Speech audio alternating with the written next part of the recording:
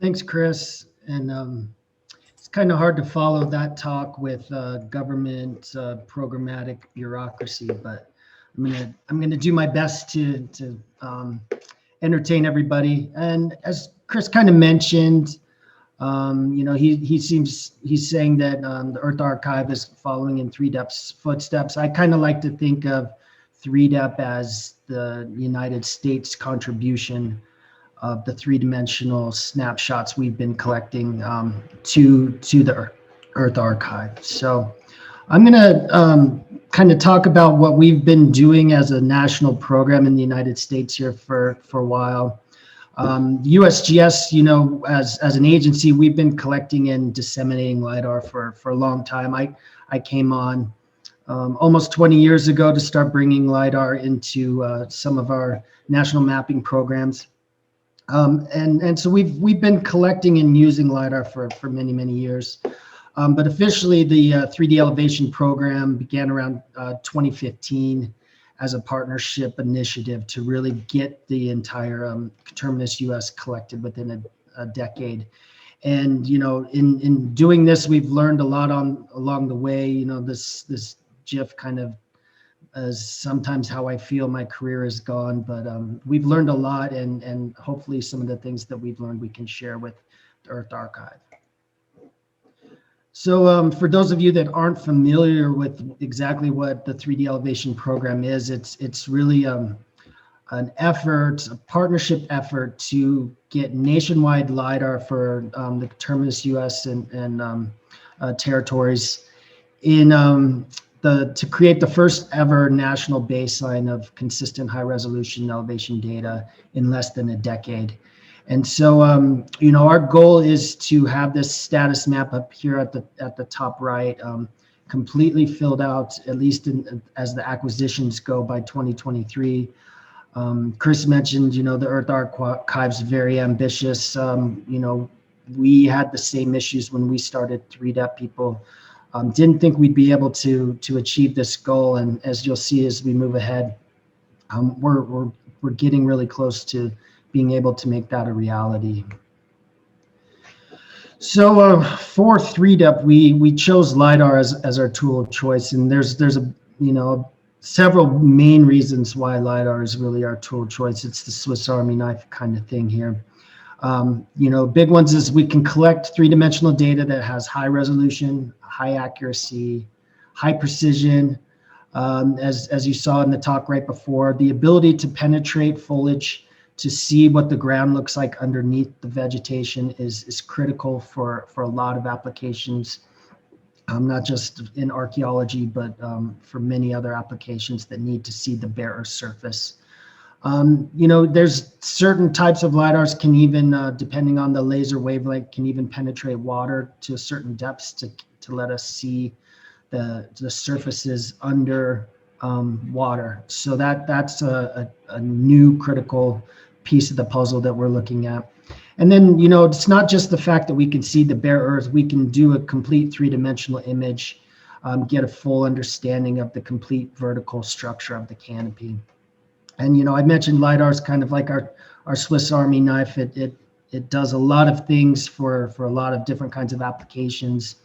I think this Swiss Army knife is a little more apropos to how we think of LiDAR. It does so much. That's kind of been one of the things that we've had a hard time doing, is wrapping our arms around all the different types of benefits that you can get from a single LiDAR collection. So, this is probably something that I think the Earth Archive has heard about. Why are you trying to do this using aircraft or using methods that aren't space-based, especially if you want to image the entire globe? We've heard similar things when it comes to 3DEP as, why aren't you using space-based LiDAR? You're trying to map the entire country. And it really boils down to some fundamentals about, the way that these systems work. And I'm not going to do the math here, but you can think of it, if you want to try to do orbital imaging from a satellite, those satellites are moving very fast around the Earth to collect the data. You're also up very high, and the speed of light is fixed. So By the time that you fire a single laser pulse down, it interacts with the ground and the other vegetation information sitting above the ground and comes back to that platform. The platform's moved quite a bit.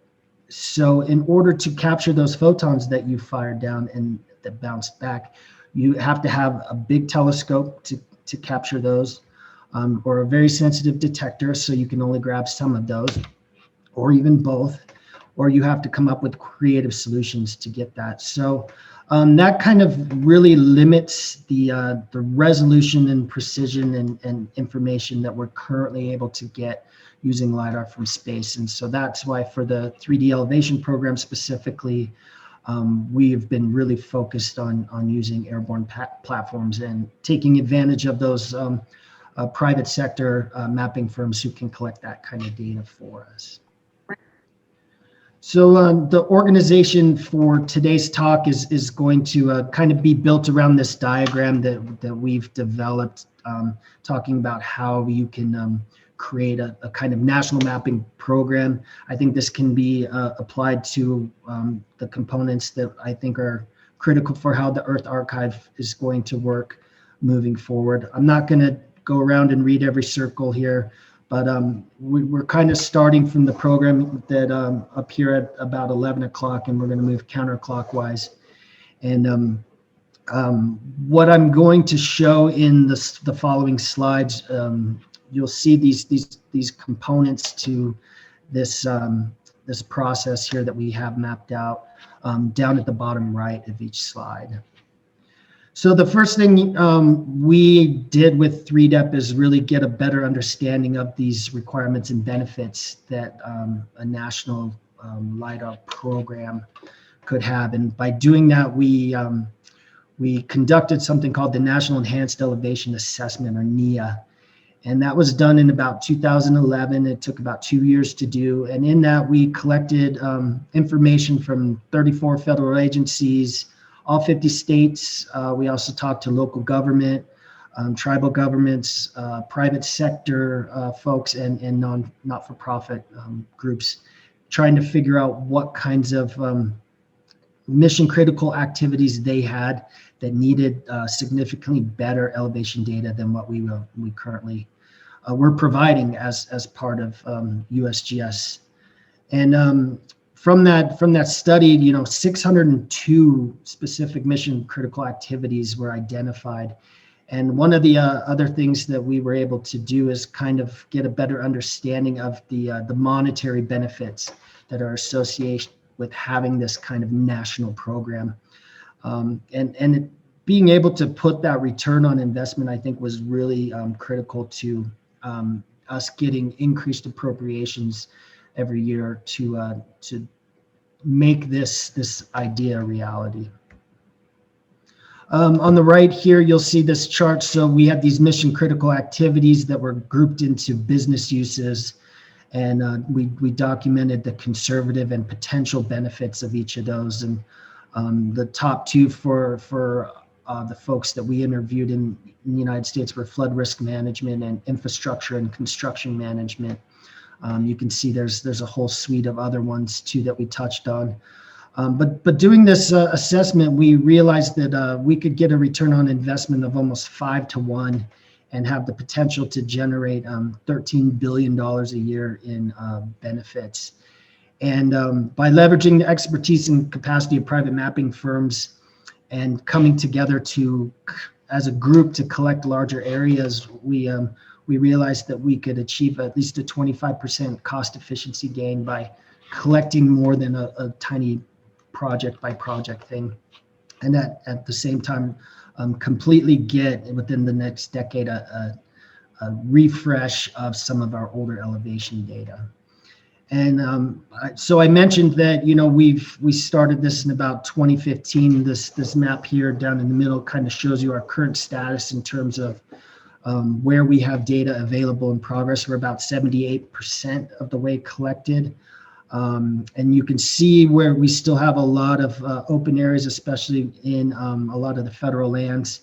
So you heard Chris mention earlier in his opening that Earth Archive is actually looking to help us fill in some of these blanks in some of those critical areas like national parks, which we're looking forward to collaborating on. The other thing we set up is we designed this quality level system. So instead of trying to have this spectrum of things that was more grayscale, we tried to put categories in these quality levels, and it didn't have to do just with the point resolution. We also incorporated in accuracy of the data as well.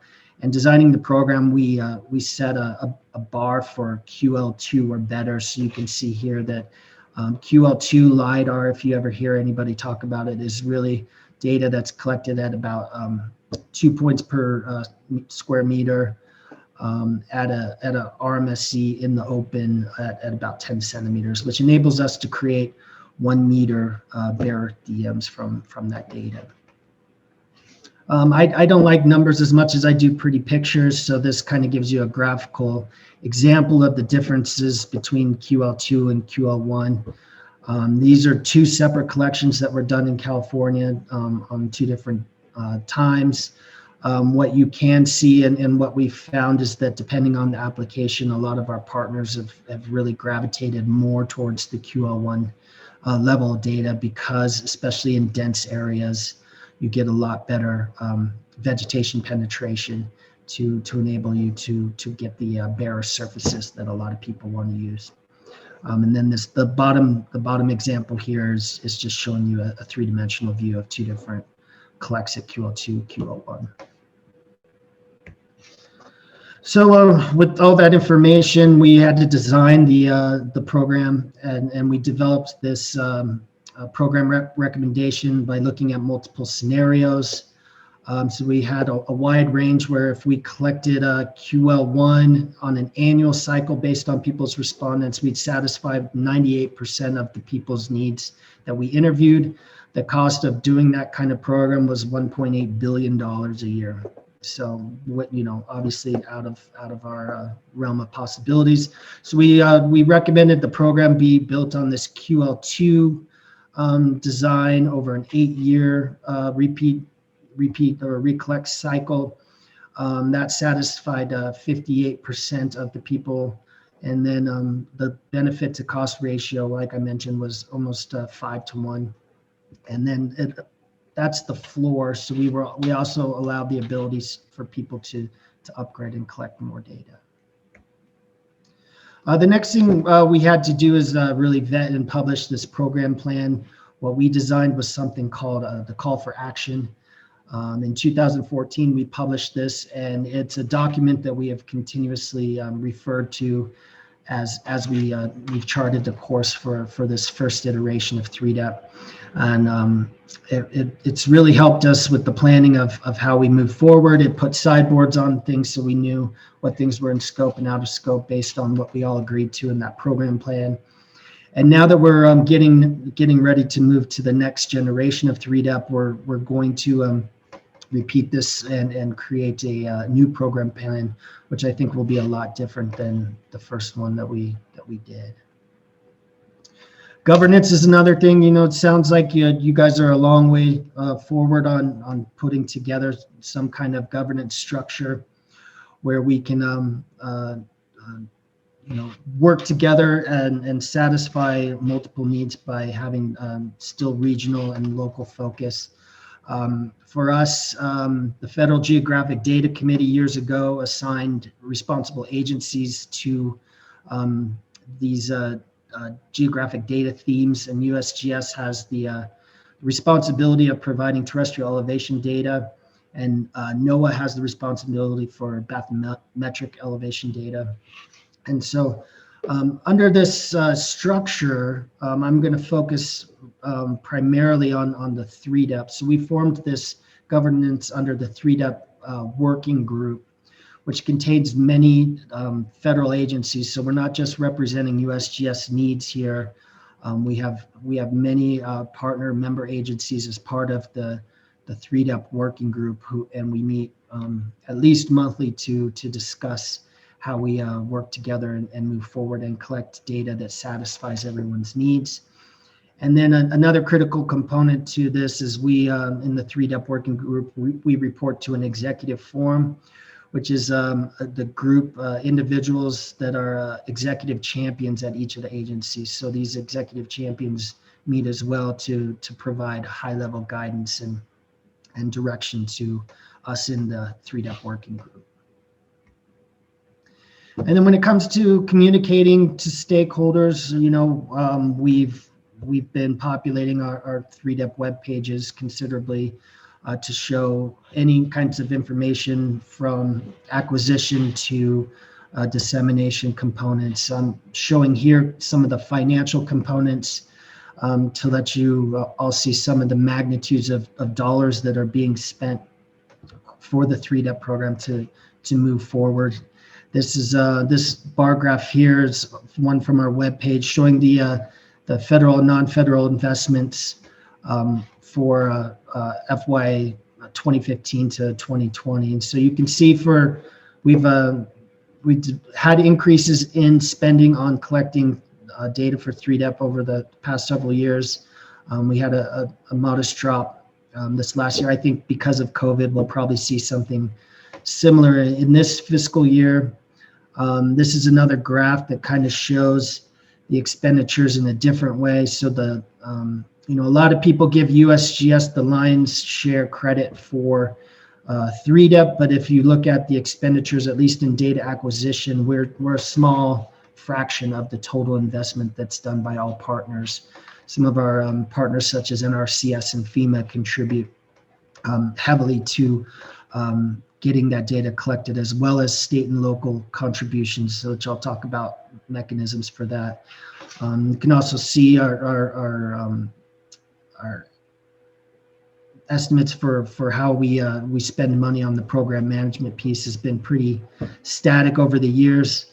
And as we get more and more data, we're having to get more and more creative about how we use that money most effectively. Because with increase of data comes increased costs that have to be offset elsewhere. So something to keep in mind as you all move the program, the Earth Archive effort ahead. Standards and specifications have been really critical to our program.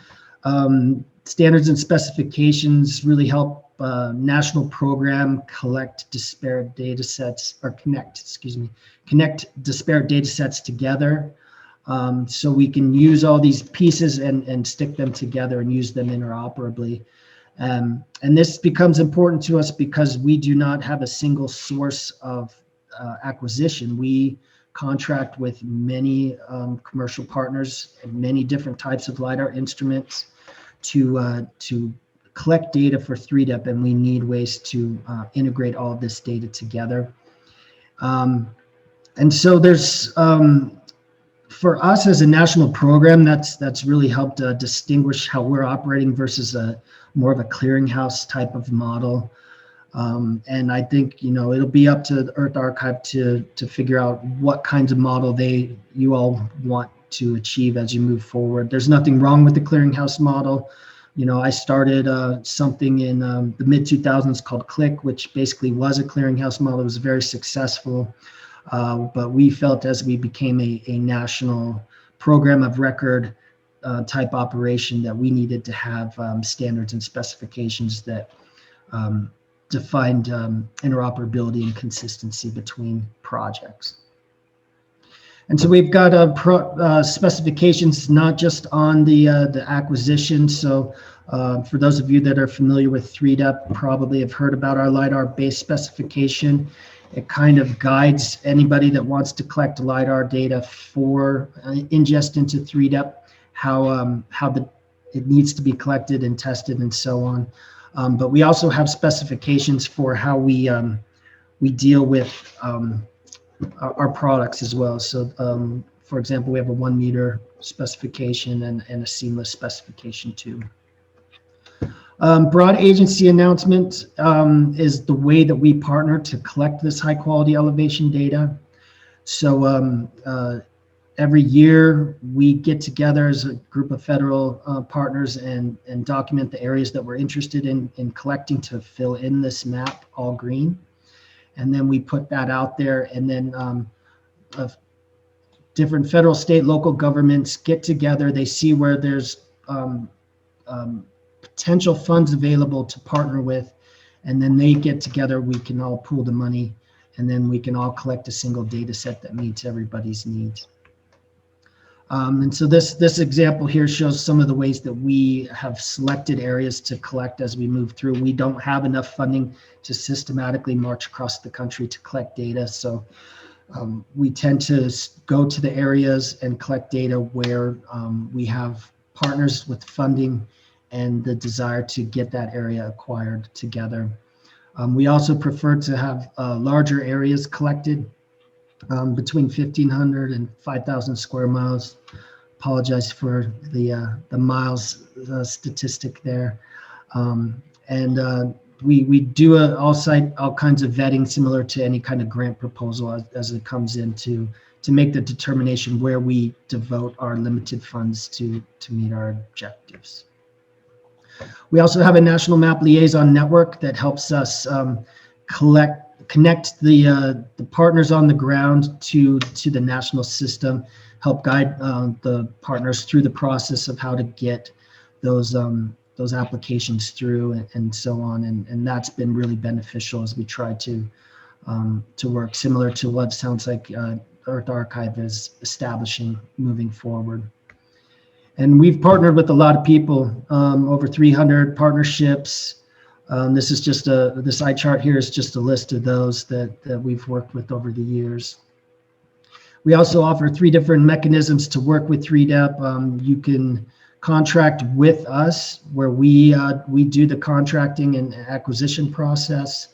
The partner can also lead that process as well, and that's awarded through our broad agency announcement as well.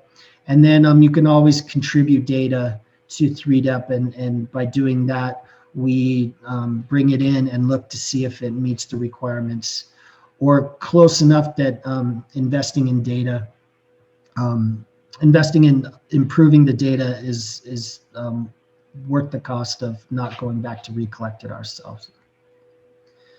And we have a specification. So when we are doing this contracting validation process, we require certain things, like I mentioned.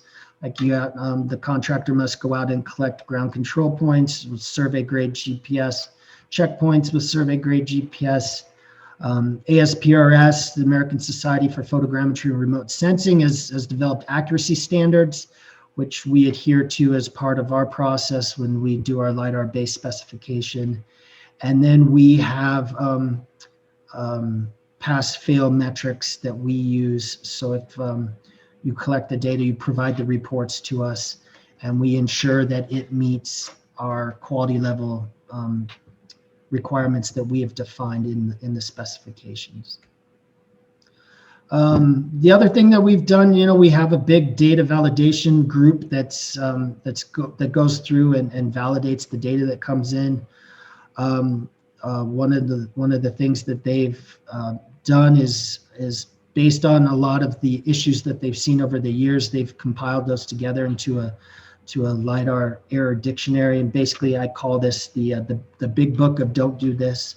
So these are the issues that if our data validation team sees them, they return it to the contractor for fixes before they get paid, because this is not how we contracted the data. We have a process that way. Am I running out of time, Chris? And then we deliver the data to the public here. Yeah, so I'm going to go through it real quick here. One of the things, once we go through all that process, we have the raw materials the user can mine. So we're trying to move away from a download first paradigm, and we're focusing on data provision, management, standardization. We have a series of products that we produce ourselves, but we also provide the source data, the point clouds, and source DMs. And getting away from the download first paradigm, we've built something called a web coverage service. So that allows the user to take our Barrett DMs, bring it directly into GIS software like ArcGIS and QGIS, And instead of having to download the data, you can have that service sitting behind everything you need, and you can process it from there. And so we've been working on that. We also have put all of our point cloud data out as an Amazon public data set. Currently, we have over 200 terabytes with 30 trillion points available from 1,566 projects. And then Amazon has made our LiDAR point cloud data available as a public data set as well. You're going to see a lot cooler applications and technology than what I'm showing here. But Howard Butler has built this ability for us that you can go in and view the point cloud data in a browser. And you can even integrate all these different projects together and view them in a browser in 3D. Kind of gets you to the point of not having to download the data first before you look at it. So Chris, I've just got a few more things here. I just wanted to give some parting thoughts, some advice for you all as you look ahead, because okay, can you do it in like I don't want to be a jerk, but can you do it in like a minute? Yep. Okay. First, make it easy. Easy often trumps comprehensive. More data necessarily isn't always better. So you need to understand the uncertainty of the data. You balance your information versus repetition. And boundaries was something that we realized was very important. Without a single authoritative project boundary, you may have gaps in your data. So that's something to keep in mind. And especially for you all as you work to work between countries, that's going to become critical. And then finally, sharing is caring. You know, you've already mentioned that this is your plan. Open data is the key to success. Data ownership no longer means that you have the power. You want to be a data provider, not just a data owner.